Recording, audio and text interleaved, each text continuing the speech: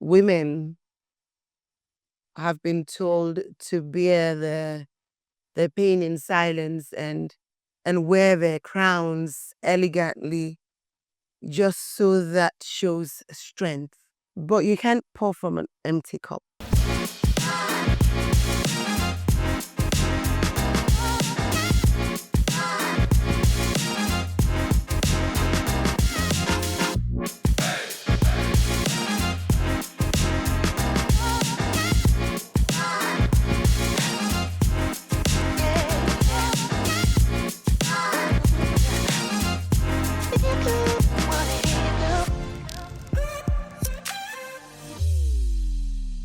Hello, everybody.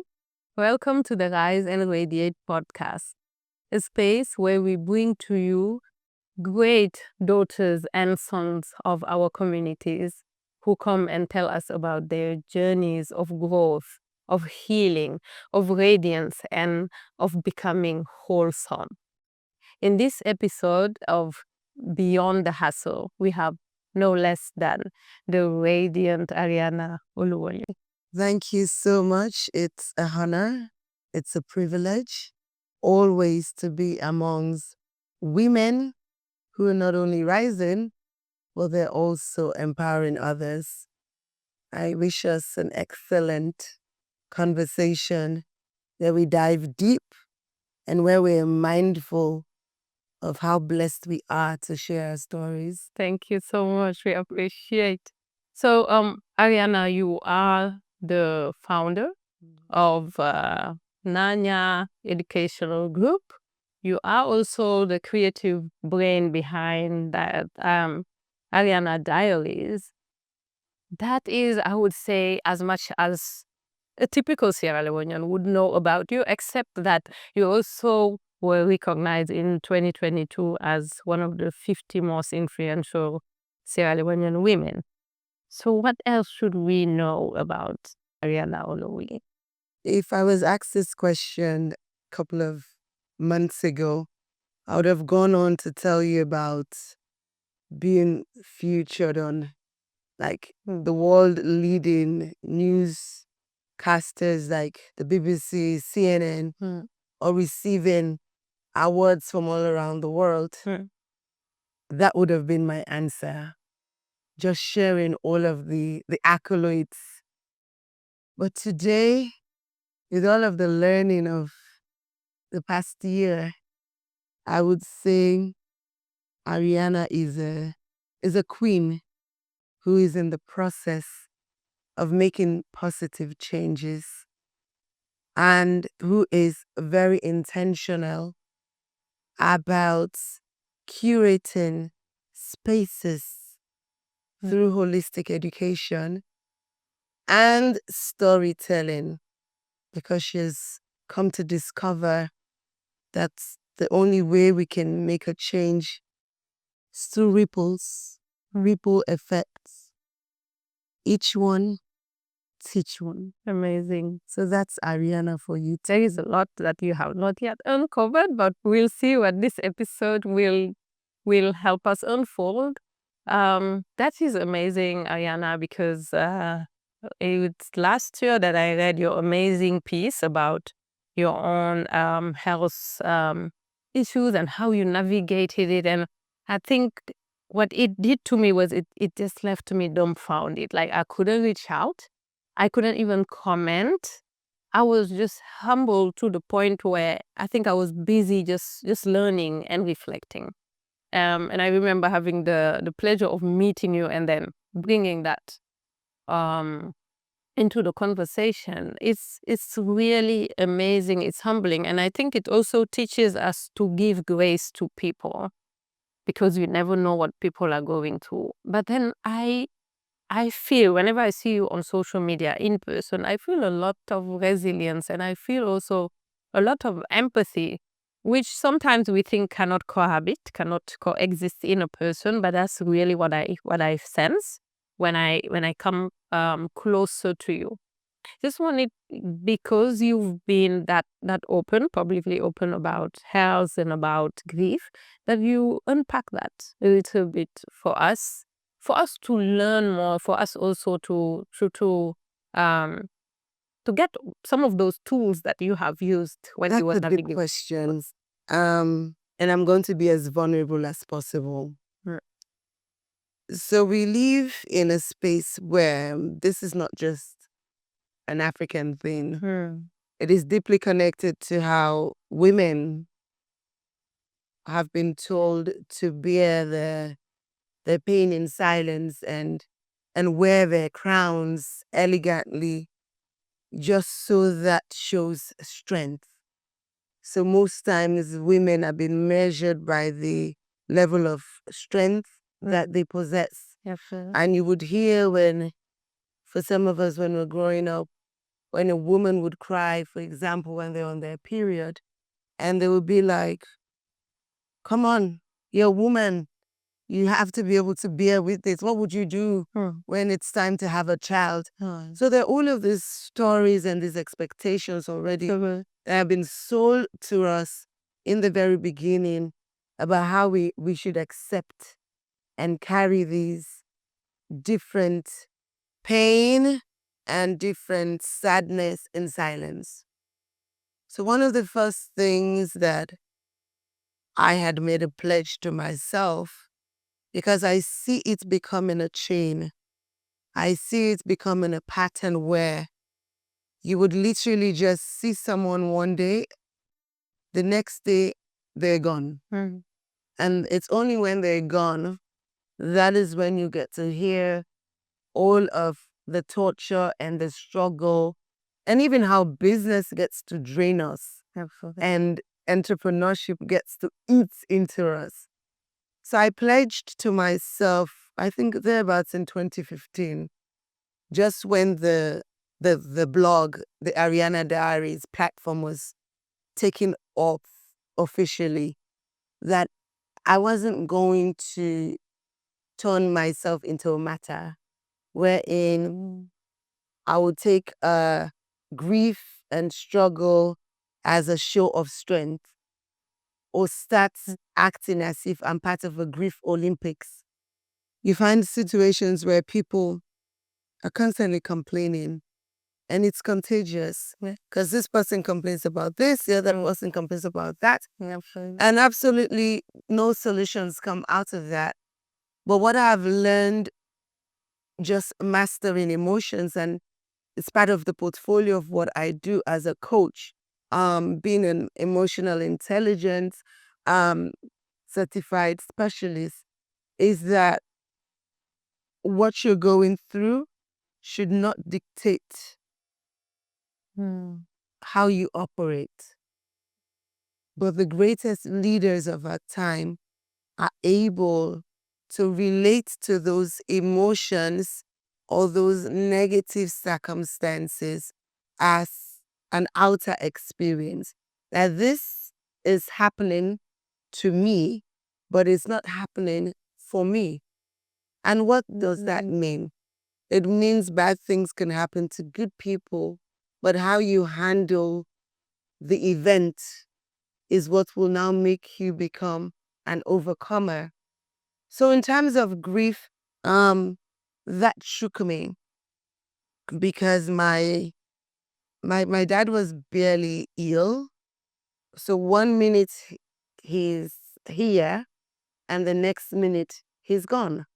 And he was a girl's dad. He was very present. Like we had our fights and moments, but then for the most part, every single aspect of who I am was a big part of who he was.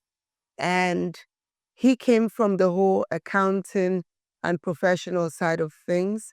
So over the last 12 to 14 years being an entrepreneur, I have leaned like really deeply on having that pillar of strength and support. So when he passed on, I was also going through a personal transition with my own life. And I was already ill by that time.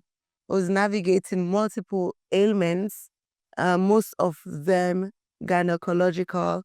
And I was making like really hard decisions. So it just felt like, when they say when it rains, it pours. So like my entire world, I would say, collapsed. So it was not up to me to keep quiet, still continue to share tools and support others, and pretend as if I wasn't dying inside, or be very public about my good days, my bad days, and use the lessons as a piece of seeds for other people, like plant seeds. So I decided to choose like the latter. And the lessons, like you asked, the tools. One of the things that I discovered along the way was to drop the hustle culture. So I discovered that when all hell breaks loose and let's say you're unwell, nothing else matters. Even the millions or the hundreds or whatsoever you think you would have acquired, it disappears like dust. Because health, good health, is expensive. So one strategic tool is to listen to your body. So I was forced to embrace this. But now, thanks be to God, the last 12 months have been a lot better. I'm still in my healing journey. I have learned to pause. I remember telling you that on Mondays, I work for a certain amount of hours. And why is that so? Most professionals, most entrepreneurs, most leaders, Monday is the dreaded day. And you have a lot of jokes around it. People go to bed at night and they're like, oh my God, a new week, no pressure, the pressure. So one of the things I told myself was, how about since I'm an entrepreneur and I control my own calendar, why don't I curate my week in such a way that Monday, instead of doing an 8 to 6 or around the clock, which sometimes as entrepreneurs we do, we work around the clock. Why not be intentional about Mondays, start off early, and break off 3 p.m. max? So that I now spend the rest of the Monday as if it was a Sunday. Read a book, catch up with my child. And since I've been practicing that, it's done wonders. Some people have been able to afford a 4-day work week. It's not been possible for me yet. But this Monday thing has worked. Another thing that has worked is just being the curator of your day. So I am very big on the 5 a.m. club. And why is that so? Especially for us being where we are at, our environments are so noisy. And there's so many distractions that are plugged in. But when you get up before the world gets up, it gives you the allowance to set yourself in order. So I get up. I'm not big on jeans. No. I get up and I do what they call somatic exercises. So I have my different ways that I get to ground myself and touch myself, and I breathe. And sometimes I spend only just 15 minutes doing that, and it's like, boom. If even I had like a rough night, I'm not going through hot flashes and things like that. But if even I've had a hot night, that like is like a burst of fresh energy. You may know I'm a tea addict. I jump on my teas. And as the years go by, I'm doing a lot of natural blends, like from earth to nature. I'll pick up a little bit of soursop leaves, my moringa, my cloves. Depending on how I am feeling, I brew a special concoction is what I call it. Sometimes I add ginger, other times I add lime. And this is why I said maybe one of the most important tools, because there's no one size that fits all. You have to be able to know who you are and what works well for you. So by the time my house gets up, like I would have done my little reading for the day. So most of the time, my little reading for the day will come from the Bible. I'll read a passage. I love to touch and feel. So as much as I love podcasts, and I can't wait to listen to yours, but I always start off with a little bit of reading. So I do the reading after I have drunk my whatever brew it is. And then I move on to doing my gratitude practice. You know, I've created my own journal, and there are many more journals on the way. So I use that to now figure out first thing in the morning. Thereabouts, it might be like 6. I'm like, Ariana, what are you grateful for today? Like, really? And another thing I've discovered about this gratitude practice, it's not about being mechanical about it. I'm grateful for my life. I'm grateful for my kids. Oh, no. Gratitude intentions, it's really about feeling the emotion. It's about being very specific and drawing the actual picture, visualizing what is this thing that you're grateful for. So depending on how I'm feeling, sometimes I do my 5 prompts. Sometimes I do a 3 prompt, and I'm ready. I go face my mirror and I do my affirmation. You know, I cannot share the routine without the affirmation. Yes. I do my power words, and most of the time, the affirmations are really covering the areas of my life that are not yet manifesting the way I want them to. So I'm having a difficult day. I'm having problematic clients. I now curate an affirmations like, my clients trust my advisory, and I also listen to them. And I say that looking at myself in the mirror over and over again. Sometimes I even do that when I'm not getting ready for work. So that's how I start my day. Throughout the day, when I have moments, I do a lot of breathing exercises. I try to get up if I have like a desk job on that day, because you know sometimes I also do facilitation, which keeps me on my feet.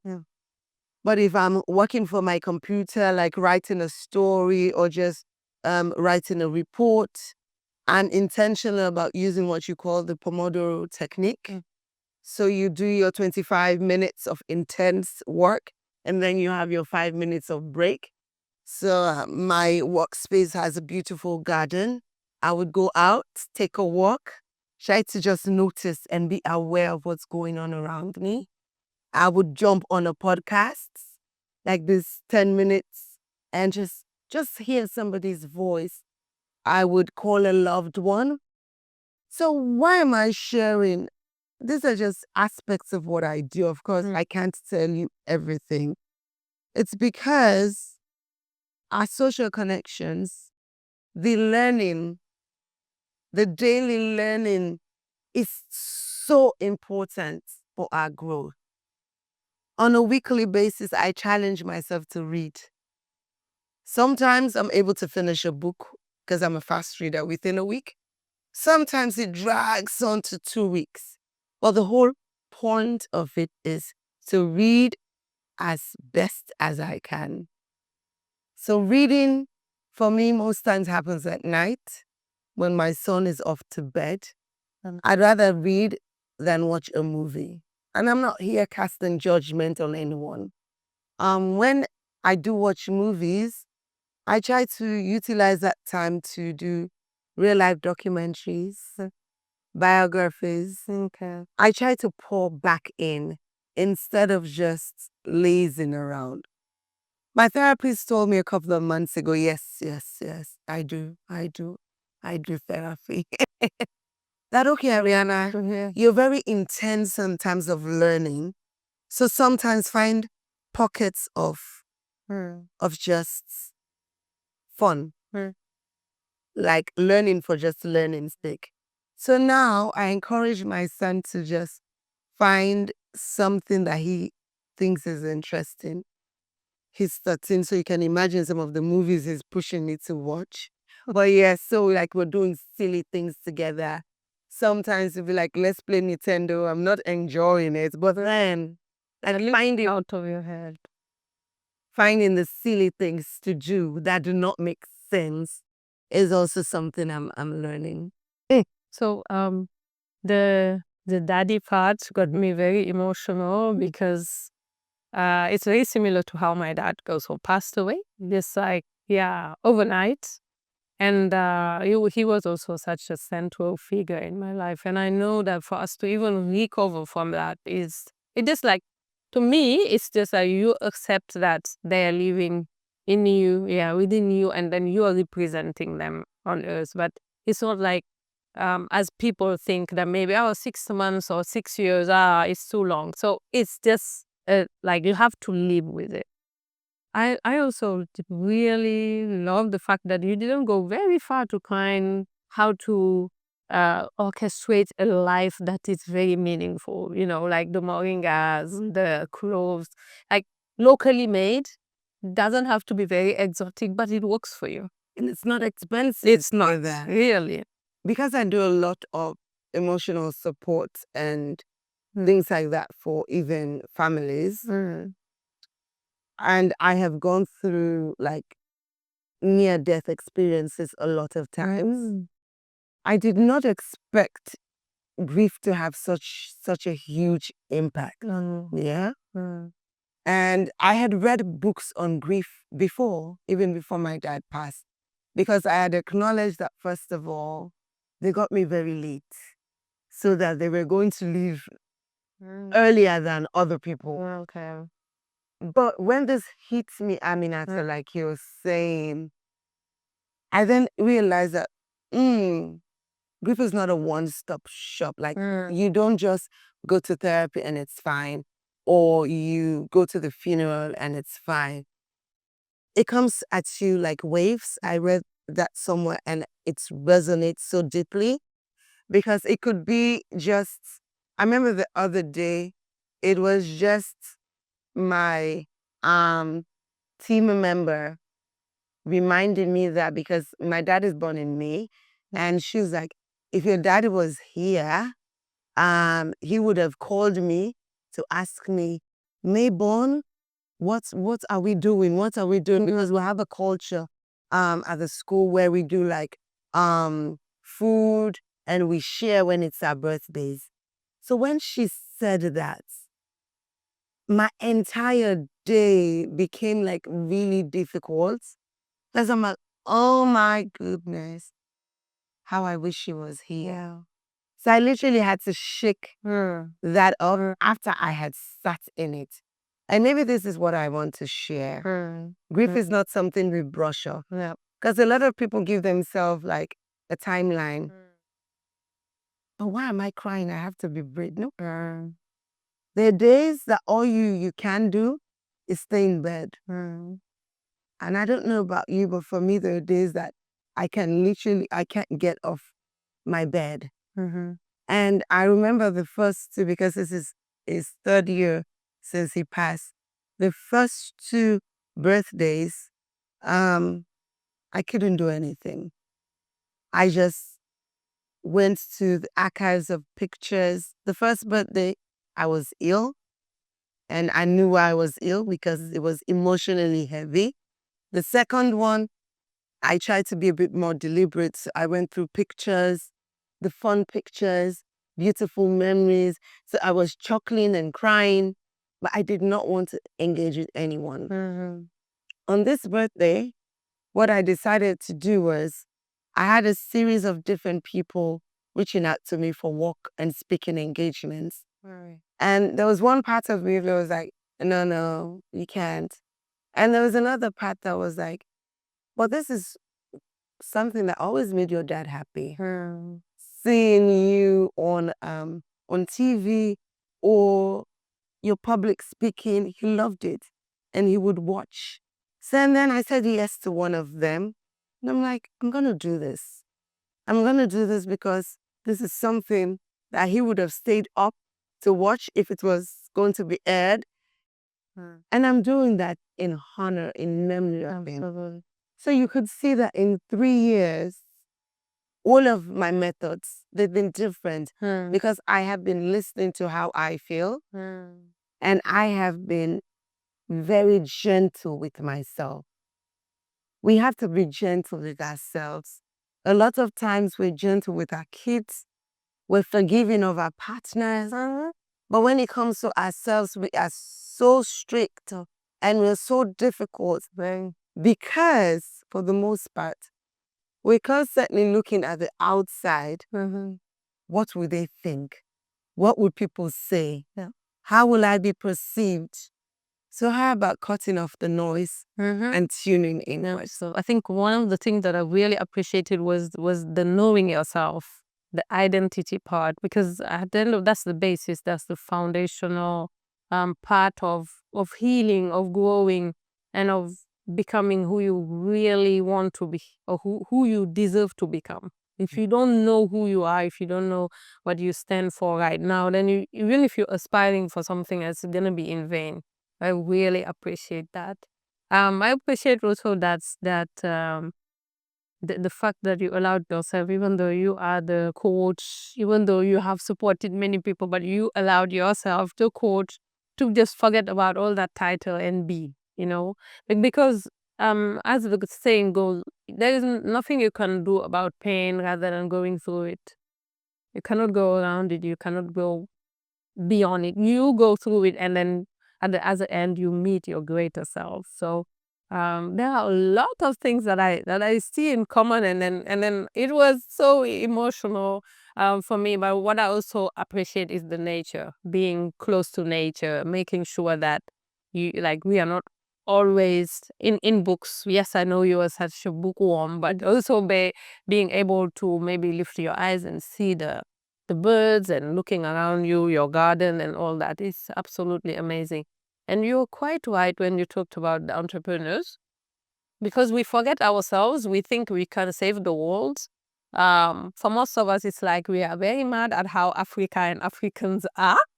And then we think that we can take all of that on our shoulders and fix it. And in the process, we forget ourselves. So I usually say that in terms of mental health, it's one at a time, because we don't even have a support system for entrepreneurs, where you can see someone going through, and then the support system that we have contributed to building will come and support those people. So if we don't pay close attention, we run the risk of losing ourselves very, very easily. So that was really an amazing sharing, Ariana. Just wanted to know if there is a time when your body, your soul was saying no to the hustle, but where society was telling you to push, and either you fell and pushed, or you still resisted. How do you deal with that pressure? Okay. I don't want this to be a gender conversation, but we don't get to see a lot of women who are very authentic in this way, who are also very encouraging of other women and their journeys. So I want to take a moment to recognize that and say thank you for this space. And to your question, yes, I have. It might be near impossible to not have those moments. And I believe that the higher we go and develop, the more and more, would I call them temptations? Like to choose less over more, to choose burnout. There's burnout that is very connected to what the world describes as success. And there's identity and purpose, which most times the world does not relate to. And so for most times, we feel like it's a race, and we've been conditioned to feel that way. Time is of the essence, and I honor that. Yeah? But you can't pour from an empty cup. So I'm going to have a true confession and come to Jesus moment. And then I'm going to tell you how I've overcome. That's at another point. I was so into the hustle culture that March 19, 2012, the day I had my son, I walked into the hospital and I was holding on to the pain to such an extent that the midwife and everybody else, they felt, okay, this was going to be my first live child because I'd had several miscarriages. Like, oh, this is not going to happen today. Look at her. Like, she looks okay. I had my son, I went there around 8. I had my son at 2:30. And the craziest thing I did, that I'm not saying this now, I'm not asking anyone to do this. If I were to do it again, I won't do it. Do you know I went on a walk call at 5 p.m.? That time it was Skype. I went on a walk call after I just had my son. Yes. Thankfully, it was a natural birth, but all the same. For those people that have experienced it, isn't that crazy? And why did I do that to myself? Because at that time, I was one out of a few women holding that position for a multi-international organization. I was being compensated a lot of money. So I thought I had to justify me being a woman, having that position. I had to justify that. I'm not lazy. I'm not like other women that are always absent because they're sick. I can do this. Can you imagine? I went on an hour of call, and at the end of the call, gave my reports because I was actually handing over at that point. I still had like 2 weeks then. I didn't say I had just delivered. My work, most of my bosses were remote. I was like the country representative in Sierra Leone. So I went on the rest of like weekend and all Monday, checked, logged in. I was scheduled for this call. I jumped on it. At the end of the call, I now said, gentlemen, please congratulate me. So there's someone in Guinea, there's someone in Ghana, there's someone in Sweden, and there was one other country. My gentlemen, please congratulate me. I just had a baby boy. This sounds so much not like you. Not like this area. So this is why I'm saying this now, to encourage everybody that it is possible. I can say for a fact that my and I don't think I've ever said this publicly. I think my relationship, my romantic relationship, my marriage crumbled because I was so obsessed with work. I think this is the first time I've said this publicly. And I'm not making excuses for me or for anyone. I just leave it at that. So now, 13 years later, I am in my feminine energy. If I'm having a heartburn, for example, that someone would say is trivial, I'm having a heartburn, I want to be looked after, Aminata. Oh my God. I have a heartburn. No, I can't do this right now. And so because it's hard, because some people are like, you're busy, is it that you're booked? I'm like, no, I'm not busy, I just can't do it. I don't have to explain, I don't have to justify. So it's taken me a long time to get there, but I'm not trivializing anybody's pain or feeling. I'm just saying now, the slightest thing that happens that requires me and time for me, I take it. I no longer want to be the most active member of an organization. I go into a commitment knowing my capacity, what I can offer. I give it my best. And when I can't, I say no. That power of saying no. In fact, we were not even taught as kids, like how to say no, because we were told most of the time to try and be as kind as possible. So we don't know how to say no to anybody, not to our kids, not to our spouses, not to work. We're just saying yes to everything. Like such a simple word and all, but we cannot even have the preparation and the bravery of saying simply no, I can't do it. With the courage. Yeah. But what also really resonated with me is the marital issue. Because I think all of those who know me hear me talking about my husband a lot. Because like for him, he always tells me, I'm giving you tough love. Because if I don't, I know what will come out of this. Because I usually draw the picture of a woman having a 9 to 5 and the husband being an entrepreneur working throughout like 24/7. But the wife would take it as it's okay because he's the breadwinner. Now, if you reverse that and you have the man as a 9 to 5 and the woman as an entrepreneur, which is my case, and I am also like a perfectionist and I just work. That's all I do. So at the end of the day, it really clashes with family values. It clashes with boundaries without you even realizing it. But then at the same time, as an entrepreneur, but you know what entrepreneurship is about. But you also know what family is about. And you convened that person and all of the children into your life, So it becomes just so difficult to navigate it and to balance it out.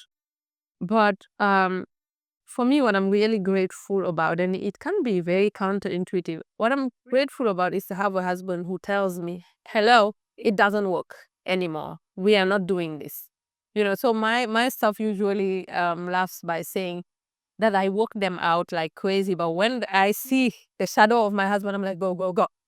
Because I've learned it the hardest possible way. You remember when we had the round table, I was saying that in 2019, I thought it was the end of my marriage because I was just like, why can't he accept and understand that I'm building something? That imagine you building something, but you destroying something at the same time. But at the same time, as you were saying, I'm not blaming us. I'm not blaming anybody because we don't have the tool.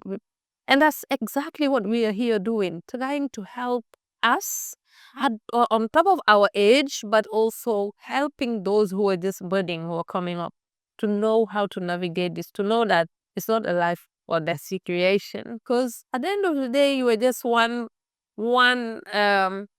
individual. You cannot do it all. You cannot succeed in changing the whole narrative alone, and especially not from a depleted point of view, so not at all. That's just so amazing, and that leads me to asking you, like, what do you see within this now among the entrepreneurs? What do you see us doing, younger ones, us the dinosaurs, what do you see us doing that you like this is becoming a trend, but it's so unhealthy. It's a culture that I think is misleading, that we need to stop, that you really think that this generation of entrepreneurs should maybe bring an end to?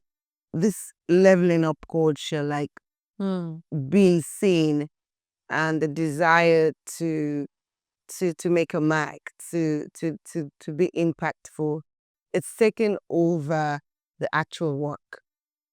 So and it's giving vibes as we're all portraying what is working as opposed to what isn't. So a lot of young people nowadays, and mostly because of also dinosaurs, would rather just want to be self-employed or get into entrepreneurship, forgetting that it is not for everyone, and it's not because we want to make it exclusive, but that's just a fact. If everybody's an entrepreneur, who's going to buy your product, who's going to consult with you, who's going to benefit from your service. So that's one thing that's creating a lot of burnout. It's collecting a lot of bad reputation in terms of investment readiness, portfolios, and things like that. Because you have this quite showy businesses online, and investors go invest not knowing that what they see is nothing compared to the work that's been done. The second thing that I would say is a trend with us entrepreneurs. I feel like we want to do too much.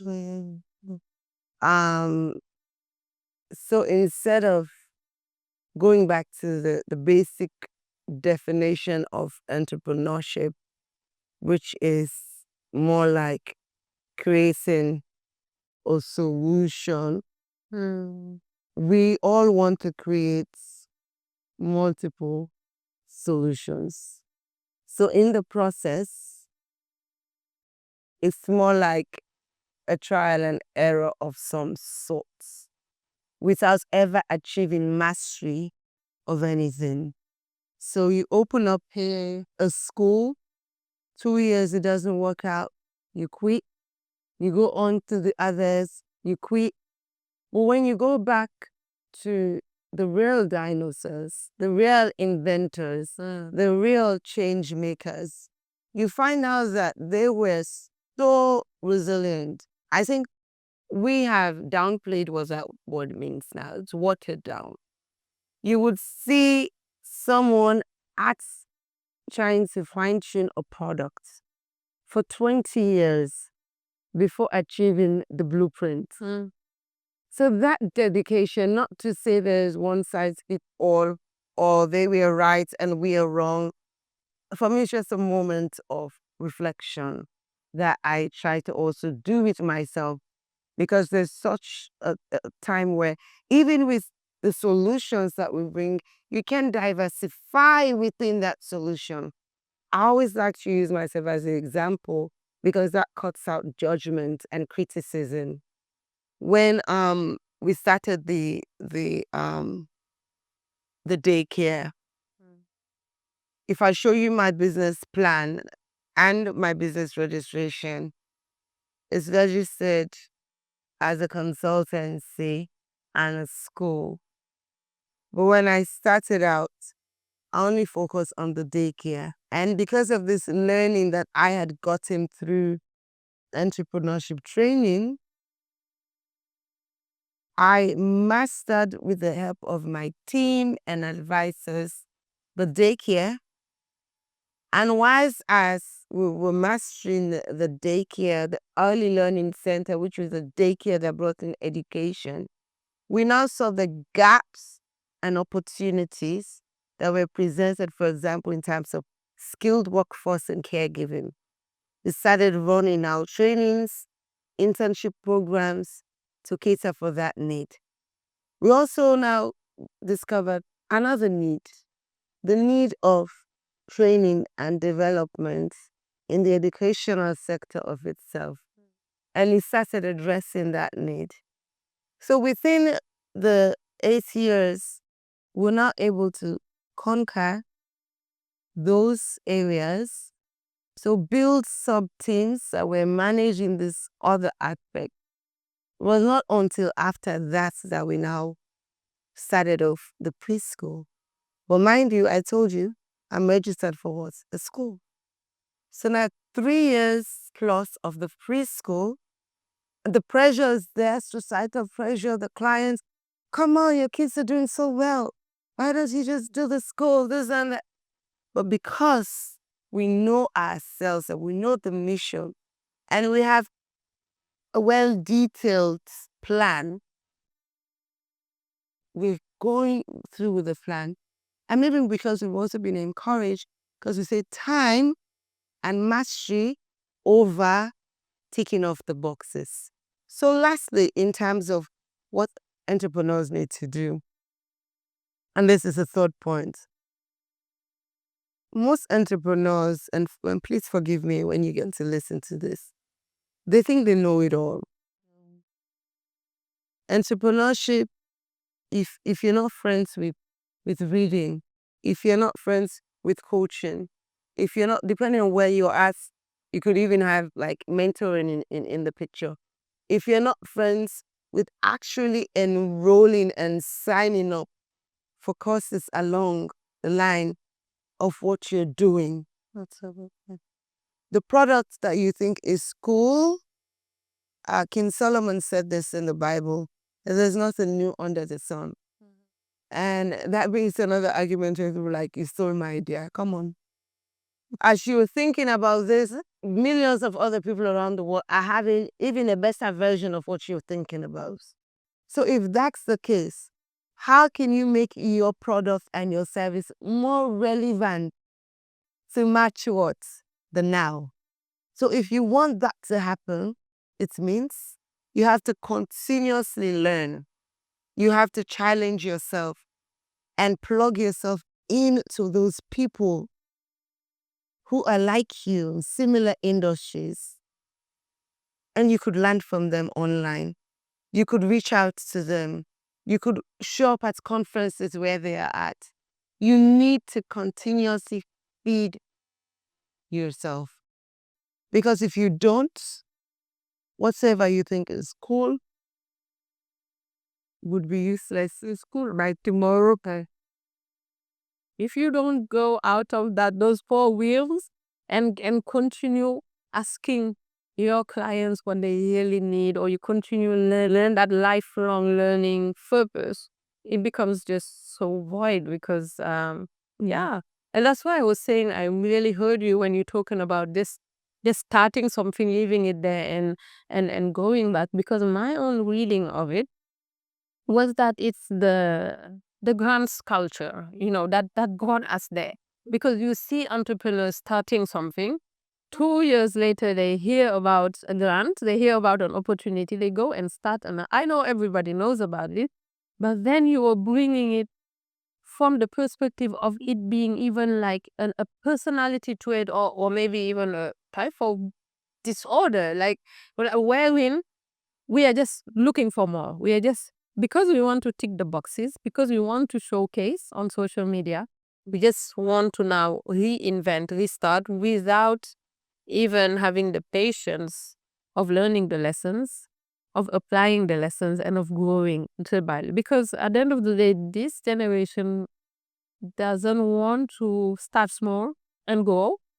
It's more of like, because I think also social media did that. We are used to the instant gratification. Performative productivity. Absolutely. Yeah. To the point where when it's slow, you think it's not worth, so you have to quit.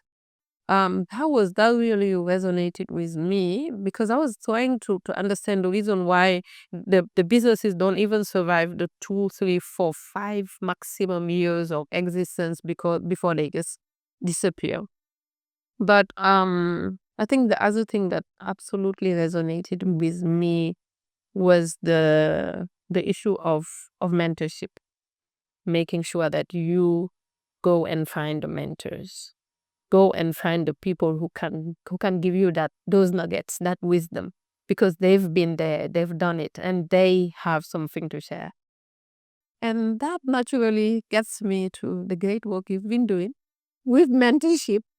And I'm curious, because I know you mentored Regina Clarkson over the years, and then every time she was saying my mentor, she never would say who.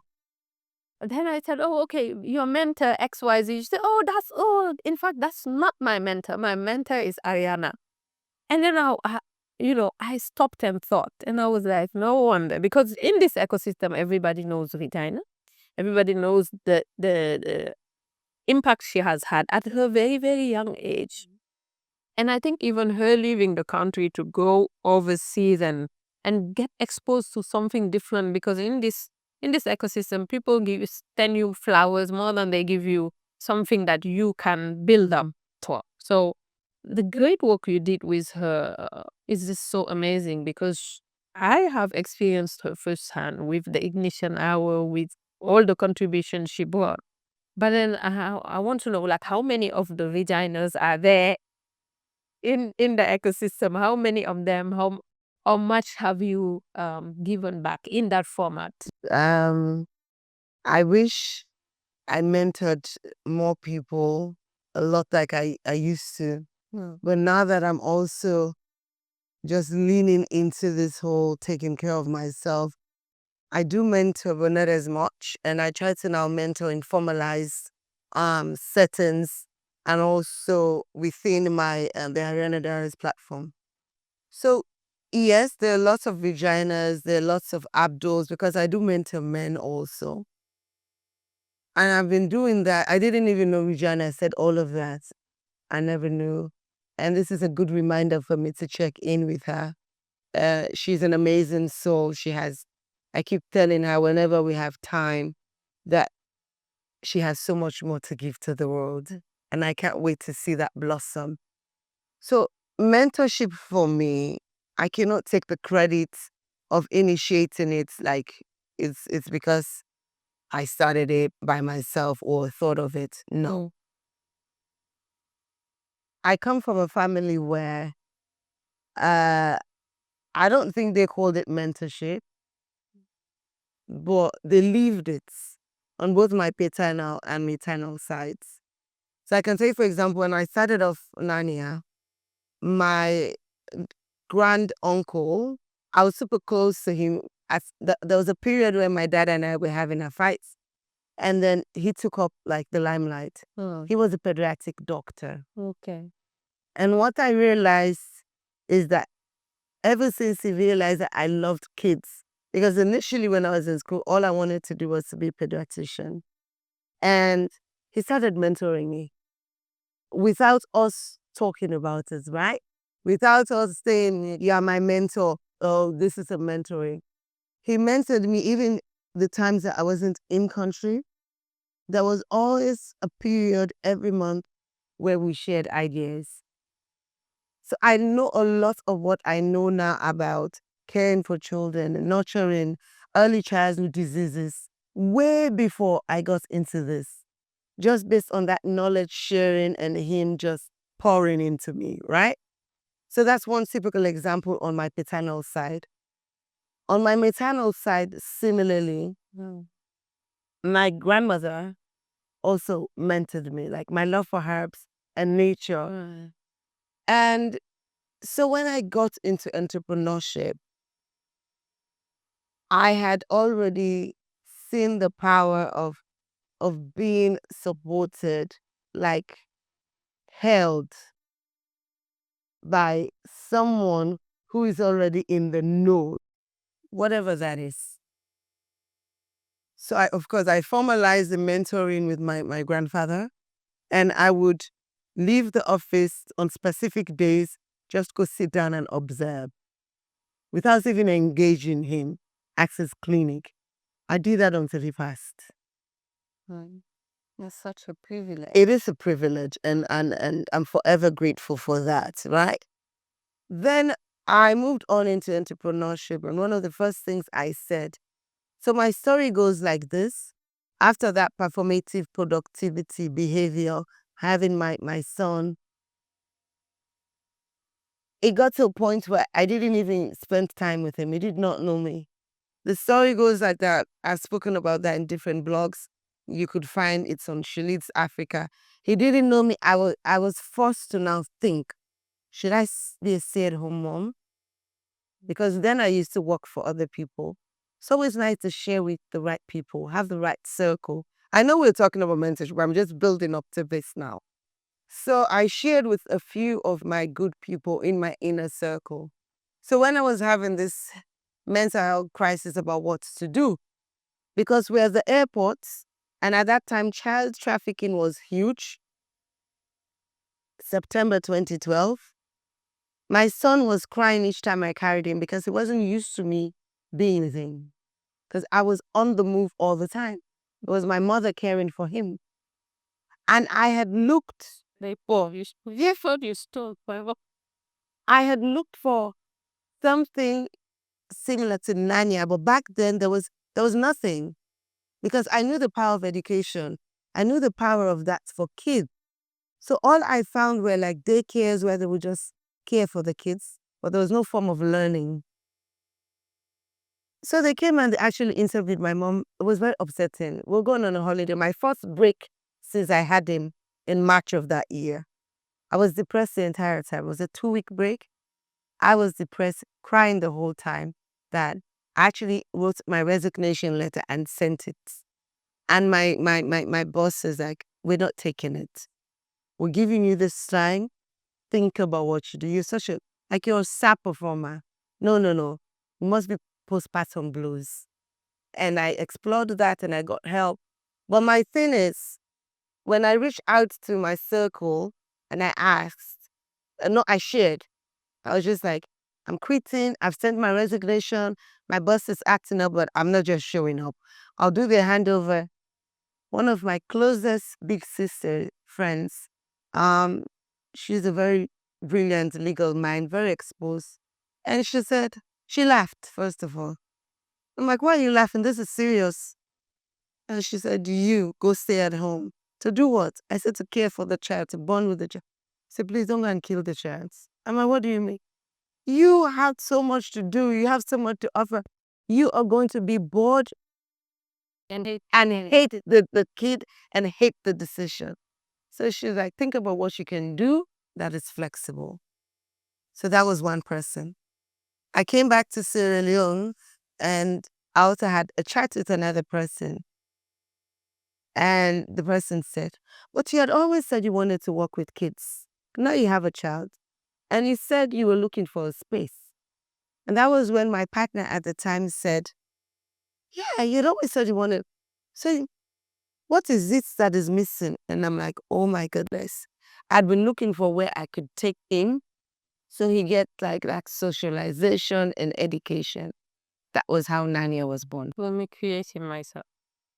So in the process was when I started looking for entrepreneurship, mentorship platforms. Because I knew the power of mentoring and how it had helped me professionally, right? And I stumbled upon Cherry Blair Foundation and my application got accepted and I got a fabulous mentor eventually. And I went on to several other mentorship programs. Each time I was going through a mentorship program, this was a year before we started the business, I did a lot of learning, a lot of research. Each time I entered the mentorship program, the more I learned, the more I committed that when I get to the place where I am okay with myself, I want to help others. I want to pour into others. Like these women and men across the world, people that I have never met, how they're pouring into me. So that has been my love affair with mentorship. And for the most part, I have tried to keep to that word. I've moved on to being a mentor several years for Africa X. I have been running small groups, mentorship program, one-on-one, people like Regina and several others. I never really publicize. I never talk about it. I take them up. I went on, I don't know if you know, Nafi, she did like this brilliant mentorship program 2 years ago, Mustafa. And I went on and I served as a mentor. And now, I think this is the first time I'm saying it publicly. I'm actually mentoring one of the most brilliant engineers in Tanzania right now through the Tony Elumelu. So this year I gave off my time to Tony Elumelu to just be a mentor for the next 1 year. So now, like I said, I channel it through professional and institution. Then on a personal level with my platform, I do it on a smaller scale. Why is that so? I listened to Oprah one time. a lot of people were angry with her when she first started making a lot of money. Why is it that she doesn't support individuals? She supports organizations. And she said something, allow me to paraphrase, just a snippet of what I remember. She said, when you support an individual, the impact is limited. But when you support an organization that is well grounded, an organization, of course, that you've done your due diligence, you're actually supporting a community. And when you support a community, you supported the nation. So ripple effects again. Absolutely. Yes. So lots of different mentees out there. I'm rooting for them.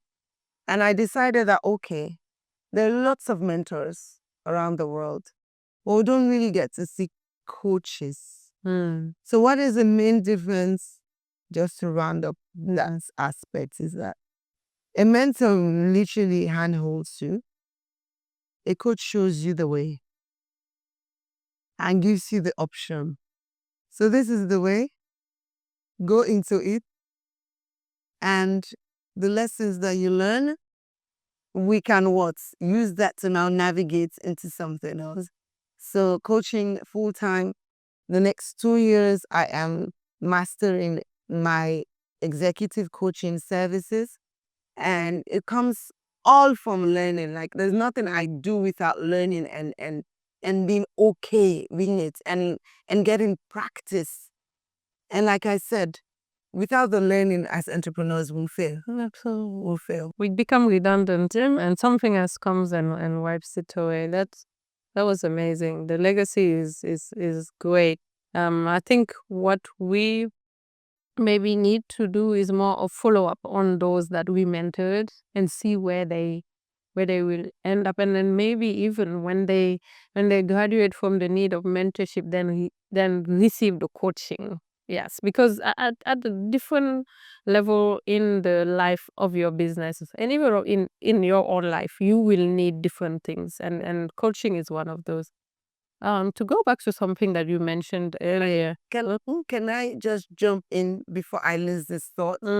There's a young man that I've been mentoring, and he is very confident in sharing that I mentor him all of the time. But when you now talked about following through, when you mentor someone and you don't follow through, it's like throwing a seed and not checking on it.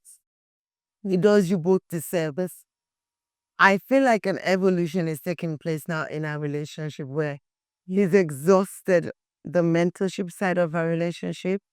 And we had a conversation just last week where I was called upon was a paid assignment, was pretty good, to facilitate an engagement.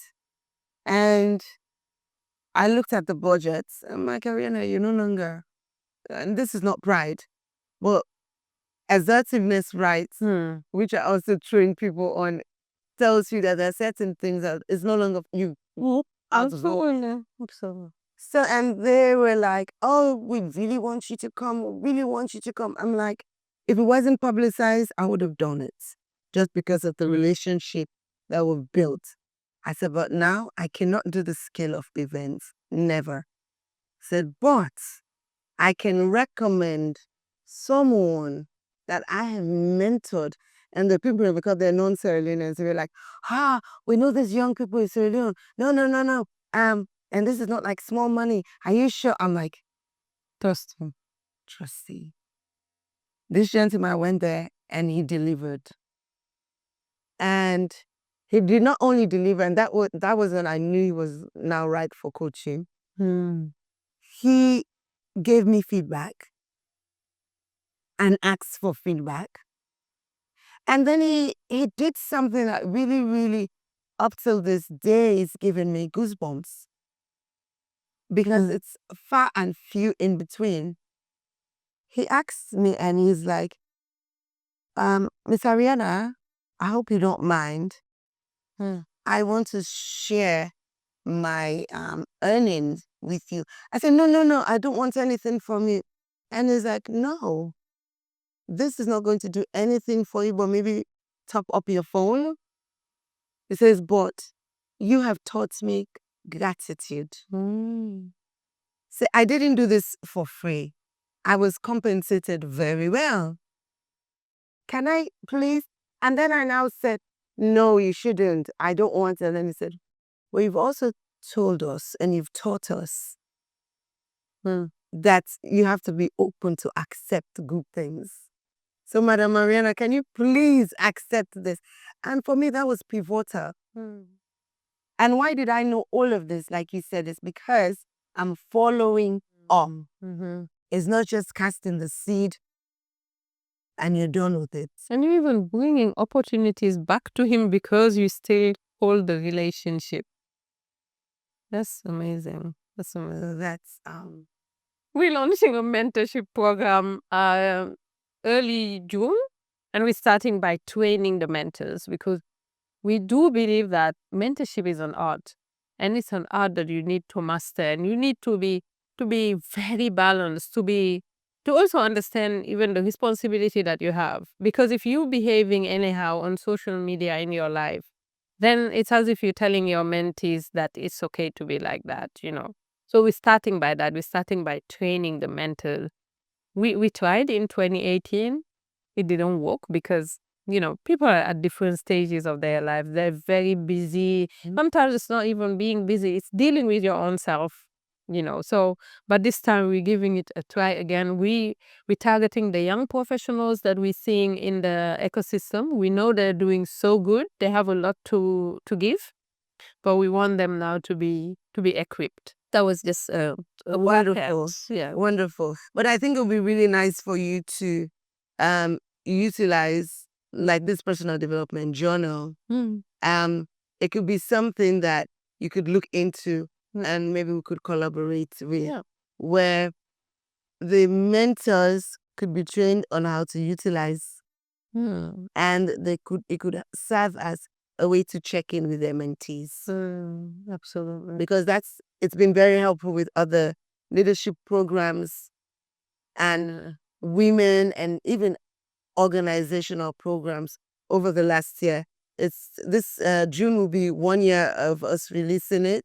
Team Ariana Diaries, and it's been very helpful because like we were talking about the check-in. It's easier to document your check-ins than just like assuming that you remember. But when you notice how you're feeling, when you notice what you've been able to achieve week per week, and it's quite important. So you're giving them evidence that I am moving forward. So you cannot, like with that data, it cannot sabotage check. It's amazing. And then when you're talking about collaboration, because we are in an ecosystem where we all are guilty of working in silos. So I think it's something we need to explore even more. Because there is a lady who came here at one of our events, Mariama Sahib. Okay. She came at the Breaking Barriers, Women Breaking Barriers in March. And she mentioned you. Oh. So you see how many people are coming to me and mentioning Ariana.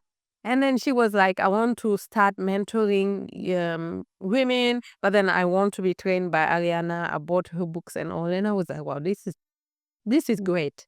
So she is someone who is looking for information, for empowerment, for knowledge, for her now to trickle it down to other people. And at the same time, she understood the power of having still a mentor. Oh gosh, it's amazing. So those are, I think, very many opportunities that we should use. It's a blessing. To make awareness. Yes, absolutely. It is absolutely. So I want us to conclude with something very, very central, I think, to being a human being, to being an entrepreneur, to being a woman. And you mentioned it before. You talked about therapy. Okay. So for us, if you talk about marriage therapy, people start frowning, saying, do you think we are not okay? Or I'm never gonna sit there for someone to tell me XYZ, right? Now, let alone even in your own life, because I think people see therapy as I'm not okay, I'm mentally ill. So I am saying publicly that I am not okay. But then when you were also describing the culture that exists within entrepreneurs, there is something that I felt, and it reminded me of a lot of things. that thing about I know what I'm doing it as I'm the best one to do it. And that's what we also see on LinkedIn. I know it's a cool platform that we all are utilizing, but it's also um so distressful for other people who are just like, oh, me, I'm doing nothing good because everybody's out there. Yeah. But what I would want us to tackle is that the is like how would I put this one? It's narcissism, kind of narcissistic behaviors that we are seeing among us in society. And yes, narcissism is a spectrum, so you can be at the extreme end or at the mild end. But what I have seen is when we talking about narcissism, people always see the other. I had a narcissistic husband. I have a narcissistic girlfriend. But then we never think of ourselves as being possibly narcissists, right? As having the traits. And then to me, we cannot because like on this platform and the work you're doing, the work I'm trying to do, and all of us is trying to make sure that we cater for those entrepreneurs, we cater for the founders. But then if you don't know you have those traits that you need to tackle, that are sabotaging your growth, that makes you um maybe less of a good leader, then you won't reach where you really want to reach. So I don't know if you saw those traits around yes, my approach to entrepreneurship is the only one, or my own business is the one that is doing it for the ecosystem or this, and it's really disturbing. But I think most of the time we are ready to point it out on other people rather than trying to see if we have those traits and walk through it. Yeah. So for example, you talked about therapy, and like for me, it was a bit weird to accept that my sister becomes my therapist, because I was looking at her and I was like, "Yeah, let me see you grow, please. I did you." So, but then she was like, because I came to her and I said, who can you recommend? She said, myself.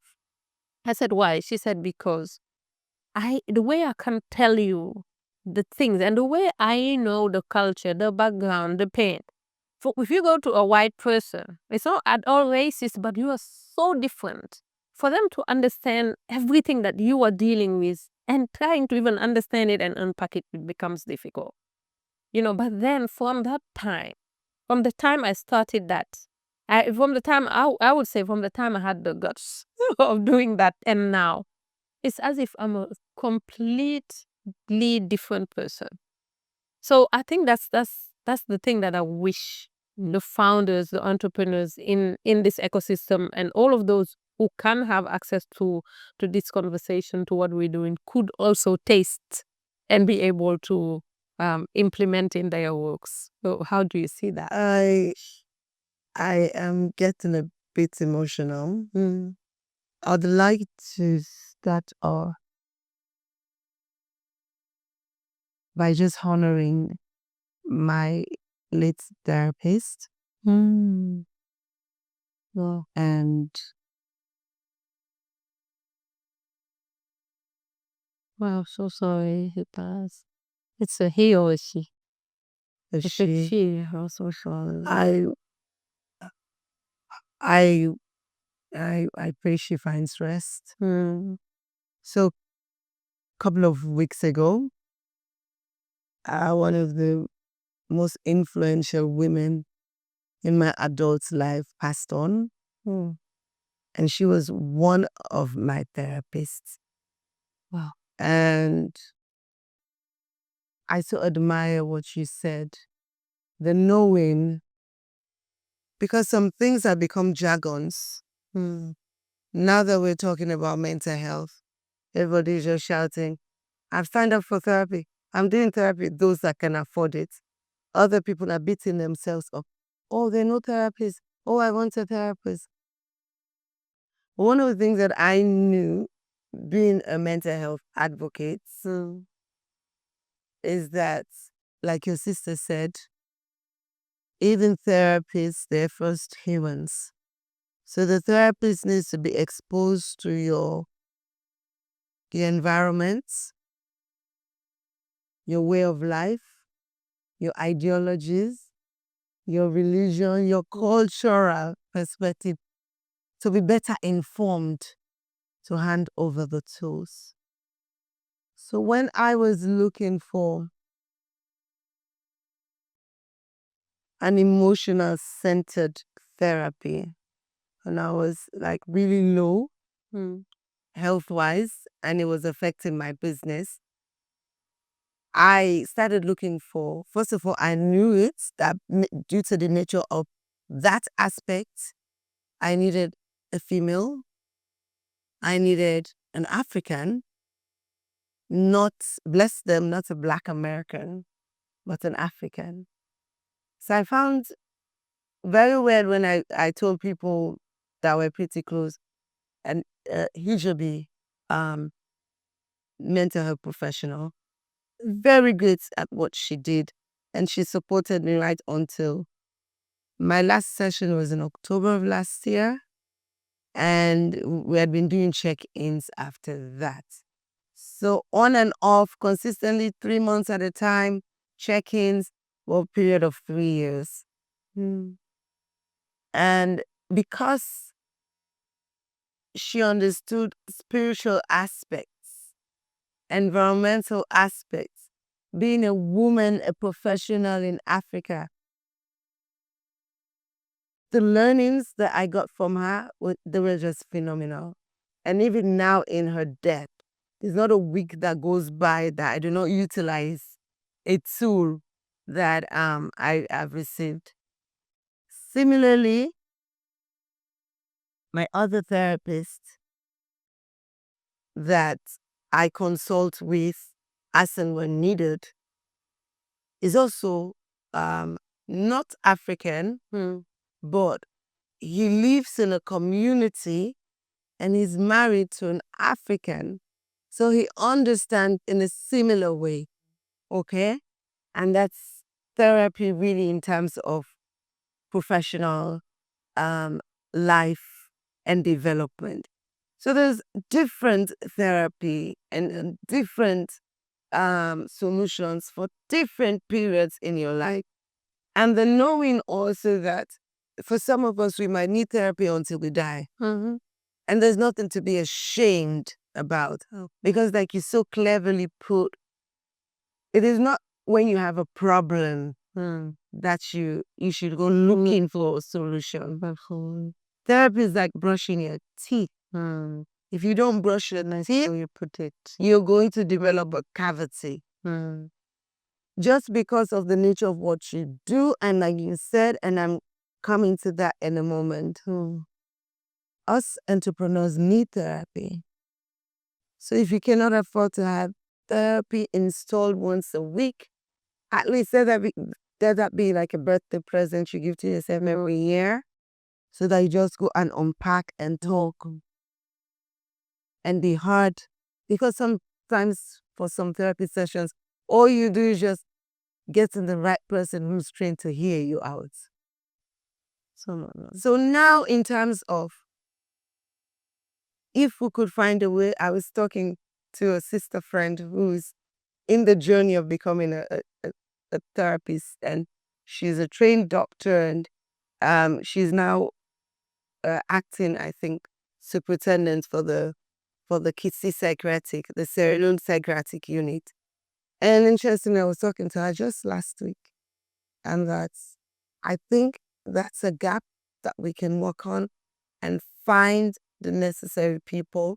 It's one of the reasons why I work very closely with someone like Sahid, because he is focused mainly on therapy for addiction. Well, why is it that we have a lot of addiction? It's because burnout. It's because narcissistic tendencies. It's because people are getting a lot of imposter syndrome due to this overflow of success. Success without metrics that we see daily and daily. So there are people, and as and when we need, we should tap into them. I also have a sister who is a trained therapist, and she's just come back from Canada. And one of the things I'm encouraging her to now build is a a local practice that she's working out with different people around the world. I'm like, Cyril needs this. And she's like, well, can people pay for this service? I'm like, let's find a way.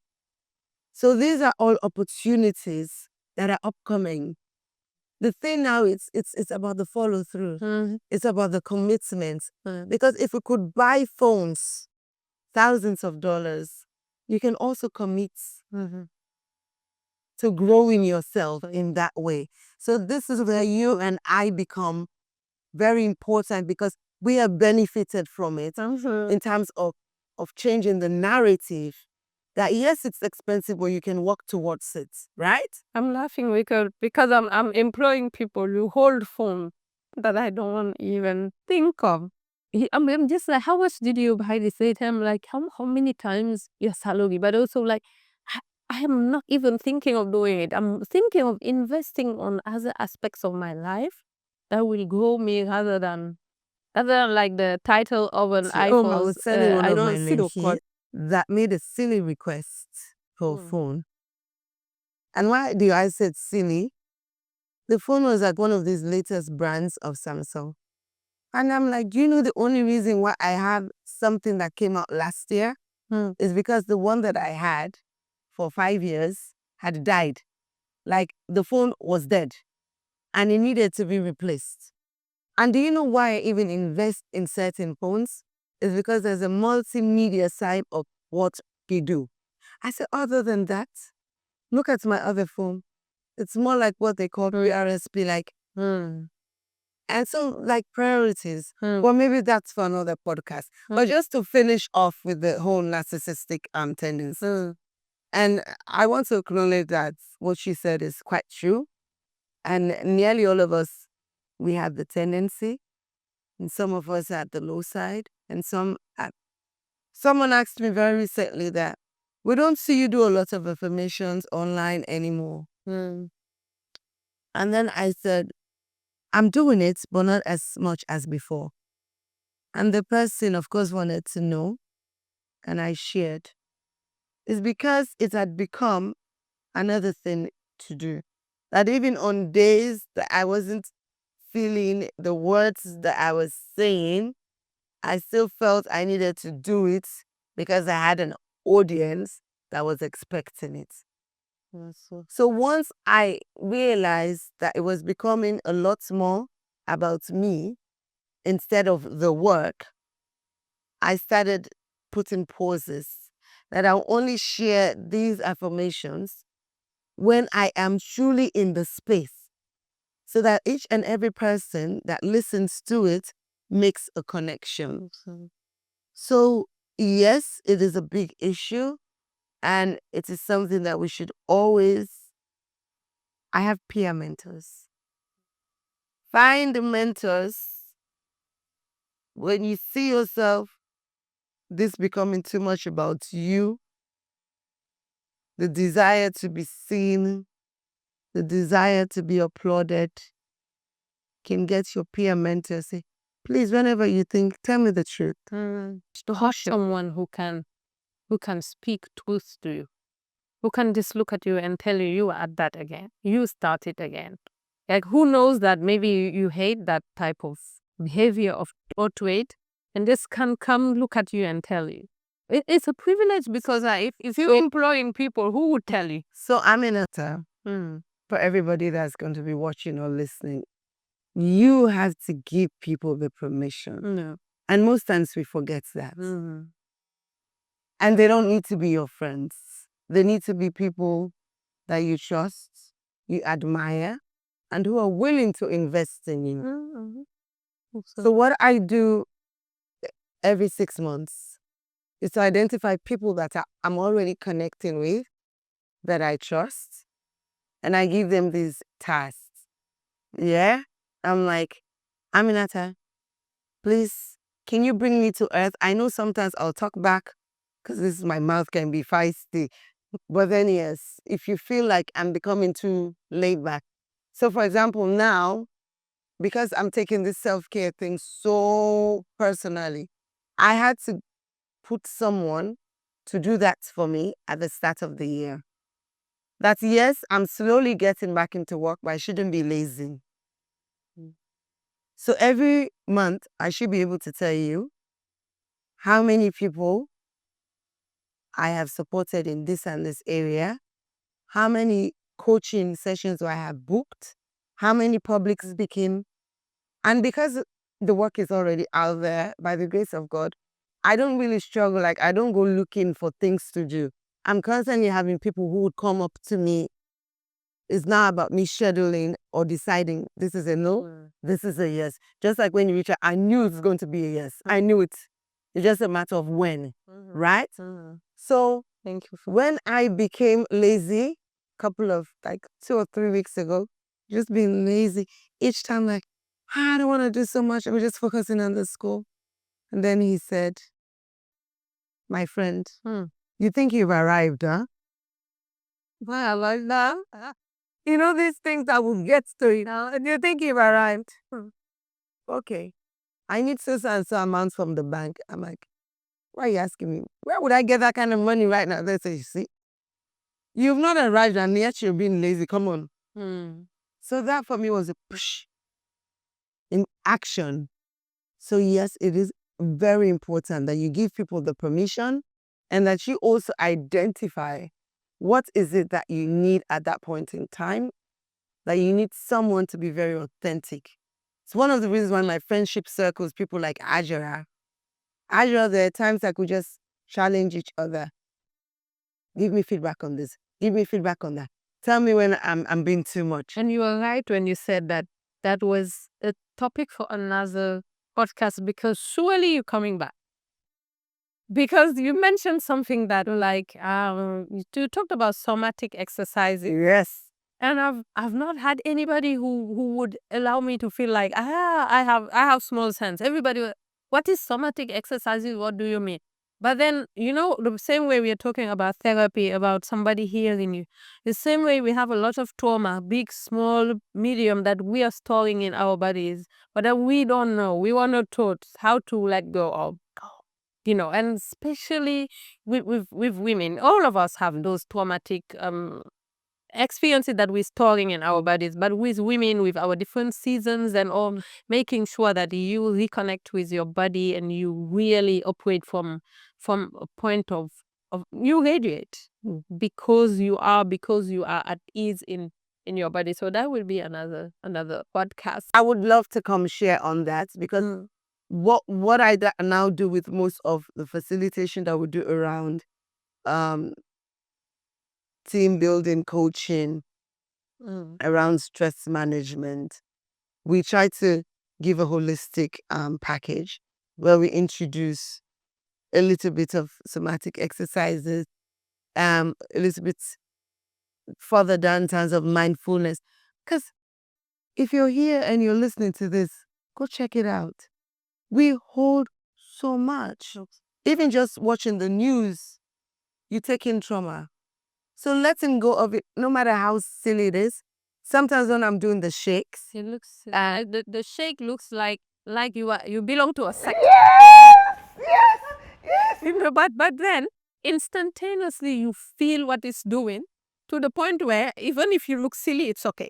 And this the confidence that it brings. Yeah. Because you know when you do it. A couple of days ago I shared something on TikTok when I was just doing a little bit of release on your vagus nerve. And a few people reached out to say, I tried it. And I was able to sleep. I tried it. I'm like, they say, sometimes you look crazy, but these things, they work. And my goodness, you're getting it. Because it doesn't have to look serious for it to work. It's amazing. We will have a podcast on that, promise you. But thank you so much, Ariana, for having shared so genuinely, so authentically, and for having shown us, I think that is the most important part of it, for having shown us that it's not like the Ariana that now figured it out, that now is leaning into her femininity, into her power of selecting, of saying no, of deciding, but also the one that is into her self-care. That has always been there, but you have a story, you have a journey, because that, I think, helps youth understand that no matter where I am right now, I can transform my life. I can journey into the space that I would be the architect. So I really appreciate that your genuine sharing and the time and the energy, everything. To you who are listening, to watching us, and who are thinking that you need to hustle to matter, please remember, you already do. Thank you.